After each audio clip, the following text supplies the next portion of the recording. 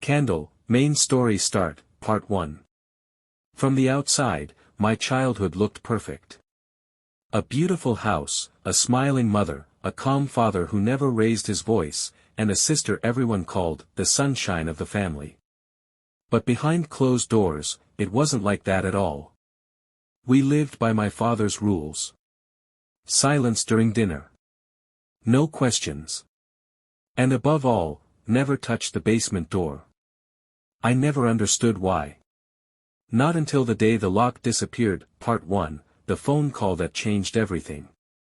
It started with a phone call that lasted less than 30 seconds, but shattered 10 years of my life. I still remember the exact moment. It was a quiet Saturday morning, 9:14 a.m. I was making pancakes for our daughter, Mia, when my husband's phone, which he'd left charging on the counter, started buzzing. Normally, I would have ignored it. But then I saw the name on the screen.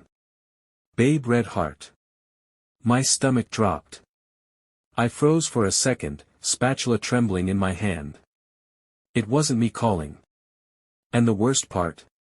The tone, that stupid custom ringtone he set for me, was playing.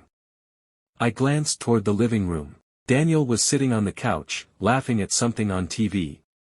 My husband, the man I'd trusted with everything, looked completely relaxed. Like nothing was wrong that I picked up the phone. "Hello?" I said, trying to keep my voice steady. There was silence. Then a woman's voice. Calm, confident, a little older than mine. "Oh, hi. Is this Emily?"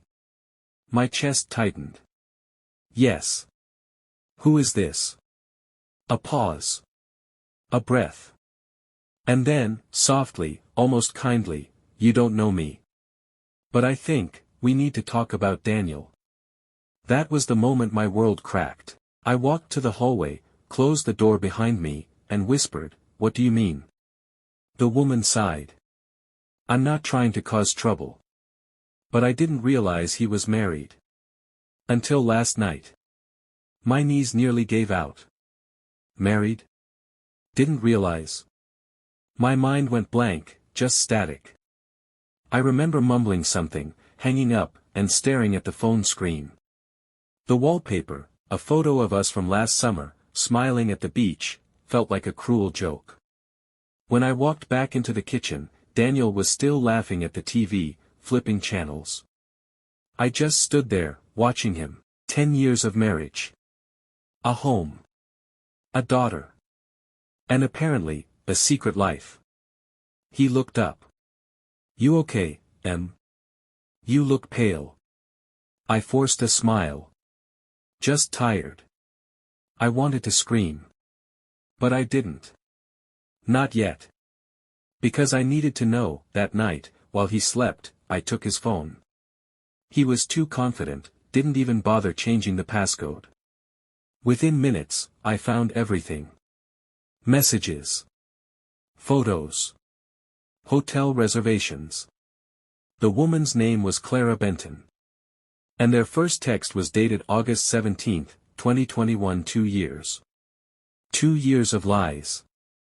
The last message he sent her. "Love you. Can't wait till this is over and we can finally be together." I felt something inside me snap. Not from sadness, but from clarity. I realized then, my marriage wasn't real. But the revenge I was about to plan? That would be.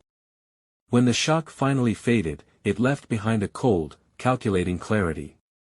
Panic is loud, clarity is quiet. I slept in fits that first night, my mind moving in circles until I woke at 3 a.m. with one clear thought: I could ruin him in the same way he'd ruined me, or I could take back my life and protect my daughter. I chose the latter, and that choice shaped the plan. I didn't want revenge that would make me into him. I had watched his cowardice up close for 10 years, I knew what it did to a person. What I wanted was to remove the lie and build something real for Mia and myself. To do that, I needed evidence, leverage, and a way out. So I began like a surgeon, quietly, precisely, with instruments hidden in plain sight. The first task was documentation. Adrenaline would not be my ally here, paperwork would. I sat at the kitchen table with the stolen phone and made lists, dates, locations, messages that implied meetings, receipts from hotels, picture files with timestamps. I printed everything. Photographs, screenshots, bank transaction snippets, tiny threads that, woven together, made a rope. I also did what he would never expect, I gathered proof of his financial duplicity. Men who keep secret lives often pay for them from secret accounts. Daniel's habit was sloppy, he forgot to hide a subscription here, an online wine purchase there. I checked joint statements, then my own saved emails from payment confirmations he'd sent by mistake. I noted small withdrawals that corresponded to hotel bookings. I didn't need to know everything at once, I needed patterns. Next came safety.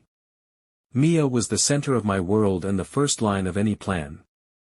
I changed passwords quietly, bank, utilities, the streaming accounts he used. I put a lock on the closet where important documents were kept and started moving our passports and vital papers into a small safe I bought with cash. If he made the kind of impulsive move that men in his situation sometimes make, I wanted a place to run. I lined up a friend who could keep the child for a weekend without questions.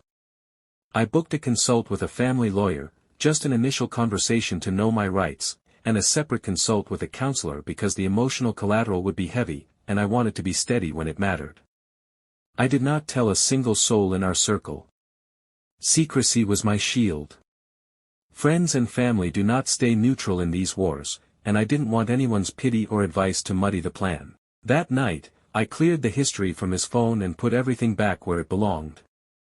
I made pancakes again the next morning, laughed at Mia's brushed ketchup mustache, and kept my face calm until the last possible moment. Weeks blurred into a rhythm of ordinary life layered over my secret work. By day I was mother and project manager and barista, I upped my hours at the cafe to keep cash flowing. By night I was a detective and an archivist. I created a folder on a hidden cloud with redundancies, multiple copies of screenshots, recorded voicemails, and logs of suspicious late-night transactions. I labeled things clinically, like evidence in an exhibit, hotel_August_2021, insurance_payments_2022, text_thread_Clara. Naming them removed the smallness in my chest and reminded me this was about facts, not feelings. My next move was to understand Clara. The mystery caller had not been a stranger, she was a person with her own story. If I knew her, I could anticipate his moves. So I did the least pretty thing, I watched. I scrolled the woman's public profiles, a handful of pictures here, comments there, until a pattern emerged. She lived in another city, she was divorced, and she had a steady social life that overlapped his business trips.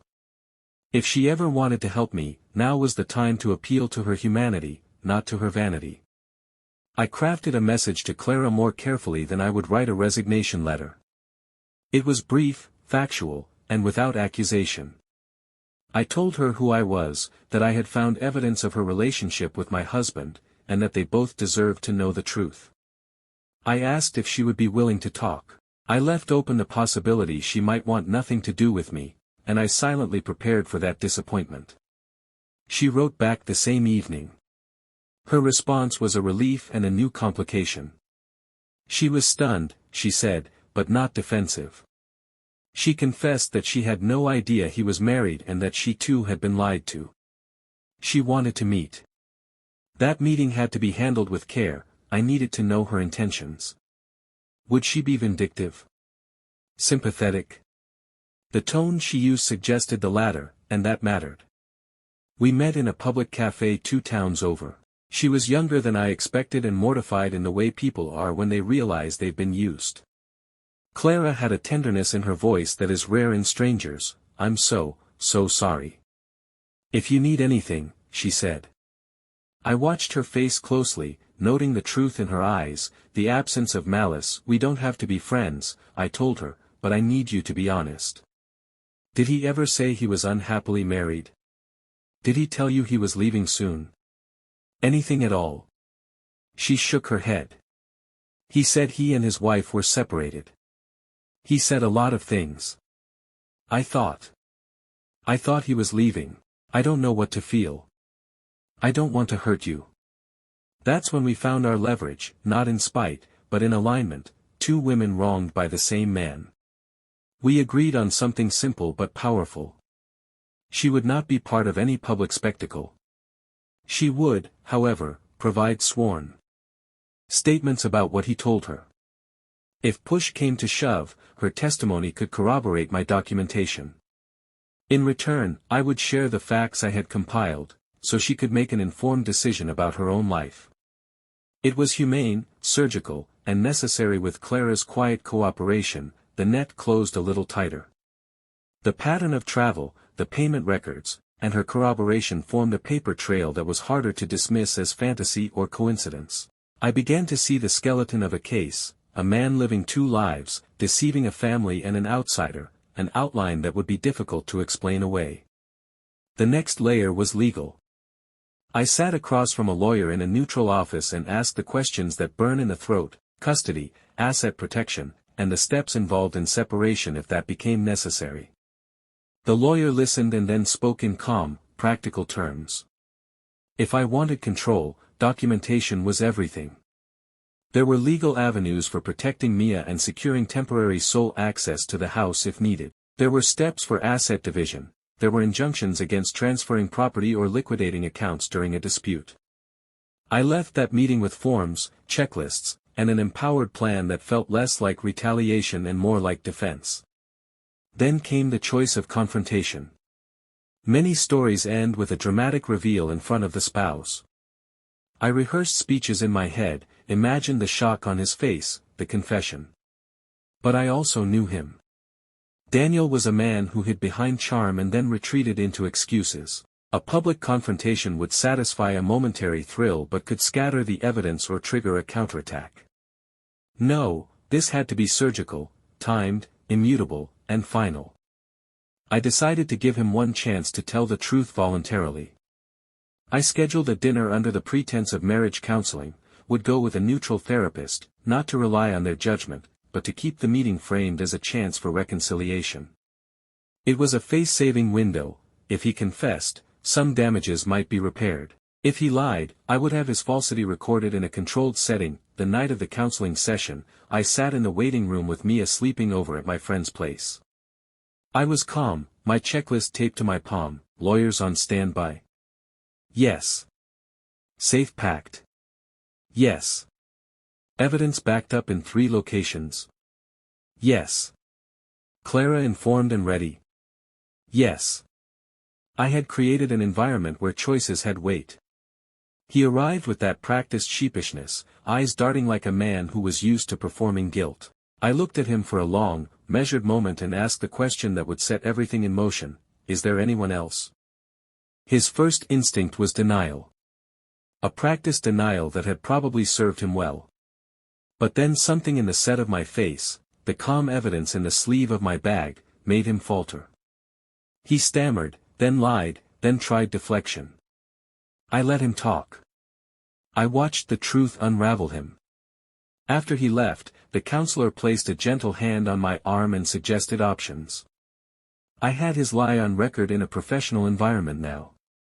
The next steps were procedural: file for separation, secure temporary custody and residential stability for Mia, and freeze accounts that might otherwise be siphoned. I did all of those things that week. The most important thing, the thread I kept tightening with every move, was my own moral compass. There were options available that would humiliate and publicly dismantle him. I could have leaked the evidence, set him on fire in the court of public opinion, and burned every bridge. But I kept remembering Mia's face as she painted with her fingers and called me the best mommy. I chose to be the adult who dismantled a lie without becoming the liar. It took months. Legal forms, discreet meetings, bittersweet phone calls with Clara, budgeting for a new life, and nights of eating cereal in bed while drafting custody arguments. But slowly, the structure I had built in the dark became visible in daylight: a home secured, a plan for income, a record of truth. My marriage unraveled in the way a house collapses when its supports are pulled. It was noisy and ugly and final, but it left something valuable: